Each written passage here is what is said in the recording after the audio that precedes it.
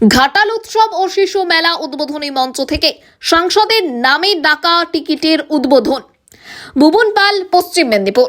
দেবের নামে ডাক টিকিট, কি অবাক হচ্ছেন? কথাটা শুনে তাই তো অবাক হয়ে যাওয়ারই কথা।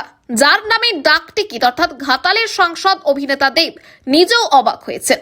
26শে জানুয়ারি ঘাটালে চিরপরিচিত একটি মেলা, যার সাথে জড়িত থাকে ঘাটালবাসীর আবেগ।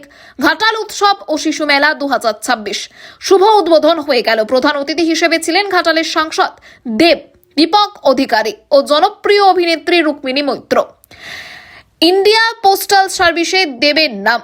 ঘাটাল উৎসব ও শিশু মেলার মঞ্চ থেকেই উদ্বোধন। সাংসদ অভিনেতা দেবের দাবি, প্রথমে আমি শুনে ভয় পেয়ে গিয়েছিলাম, যেহেতু এটা সেন্ট্রাল গভর্নমেন্টের ব্যাপার, দিল্লির ব্যাপার। তবে আমার নামে ডাক টিকিট, এটা আমি জীবনেও কল্পনা করতে পারিনি। পোস্টাল ডিপার্টমেন্টের এক অফিসার রিজু গাঙ্গুলি এই মঞ্চে দাঁড়িয়ে দেবের হাতে দিয়ে উদ্বোধন করেন সেই ডাক টিকিট।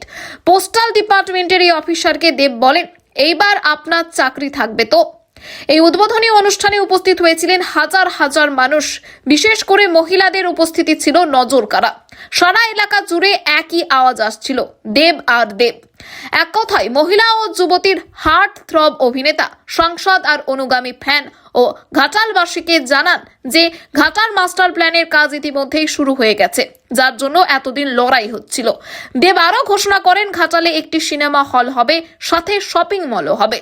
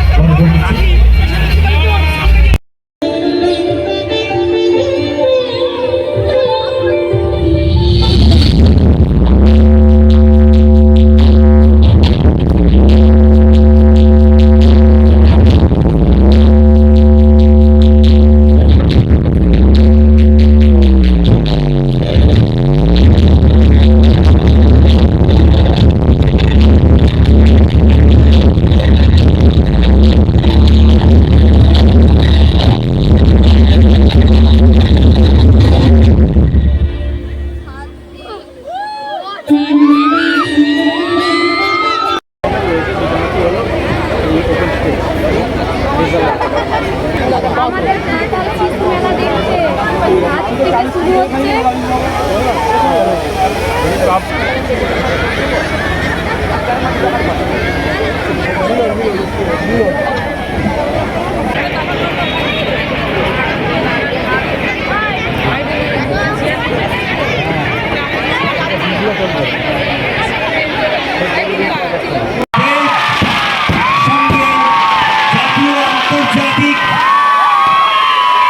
পৌঁছে দেওয়ার সেই চিত্রাভিনেত্রী রুক্মিণী, সবাই করতালিতে নন্দিত করুন। মুখরোগ আলোয়, মুখরোগ গানে মানুষের হৃদয়ে বাঁধুক সেই মঙ্গলম, সেই স্বাগতম প্রাণে প্রাণে। সঙ্গে আকাশের দিকে উৎপেড়িত রঙের আভাস, উদ্ভাস।